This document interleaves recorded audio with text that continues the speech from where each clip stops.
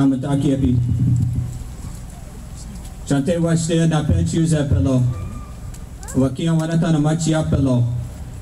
Ya waslaha mataha yelo. Ate wayaki Charles Remle, ina wayaki Donna Harrison. Atukashila wakataka. Lena tuwamash makochi ki wopila tanka tukashila. Tuwamash oyate ki wopila tanka tukashila. Tukashila lena wakayan shaki. Opila na owi chakia yo tukashila. Lena wichasha na wiya. Owi chakia yo tukashila. Wakia oyate wopila. Tukashila yamo slaha owi chakia yo. Mini sosa okia yo tukashila. Mini wichoni okia yo tukashila. Well, good evening. First, y'all beautiful out there. Give yourself, this is beautiful. Make some noise for yourselves. But you gotta be louder because this is the Army Corps right here. They're so afraid of you, they shut down them gates early, so we need to let them know that we're here even if they're gonna hightail it and run out. So make some noise for Army Corps community.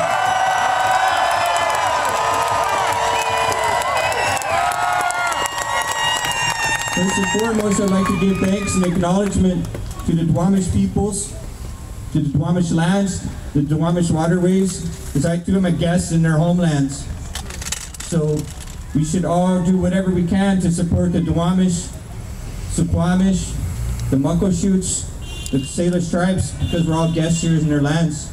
And the reality is, what they've already done to the Duwamish River is what we're trying to prevent them doing to the Missouri River. And that was the Army Corps who did that too. And that Duwamish River, or allowed that to happen, that Duwamish River is one of the most polluted sites now in the nation. That Salish Sea is one of the most polluted sites in the nation. And from all of what teachings that I've heard from the Duwamish and others, is that this Salish Sea, this Puget Sound, the Duwamish River, was one of the most productive ecosystems in the whole world. And they destroyed it. And that should sicken all of us. Because why? Why did they do that? For that profit? Because of colonization, colonialism? That's why they did that. And that's what they're doing back in our homelands. So we support these Coast Salish relatives because, and actually before I go on, let's give acknowledgement to Rachel, to Patricia, our two MCs. We're going to make some noise for them. We want to send a love and encouragement their way because they're leaders. My Kola Paul here, my Kola Deo, make some noise for them. I call him Richie Bob. Uncle Bob back here, man. This guy's been holding it down since I don't even know how long. That guy, on his first day back, he went back to our homelands in Standing Rock. And I could be wrong, but I'm pretty sure it's the first day he went there, right? On his first day, he got arrested supporting us. Because he understands, like all of you out here, that this is more than, this is an issue that impacts all of us. And what we're really here for are these young ones right here. And what type of life we're gonna leave for them.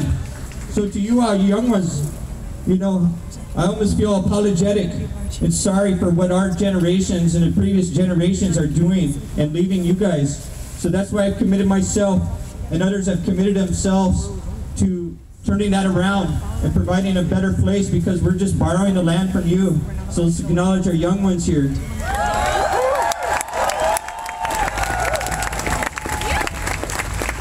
What I want to say is, you know, yesterday the Army Corps came out and said they're not going to allow the drilling until consultation happens. It's what all I got to say to that is that's what they said back in September. Back in September, they came out and said they're not to lay any pipeline down 20 miles east and 20 miles west of the Missouri River. Well, that company did it anyway, and they allowed them to do it.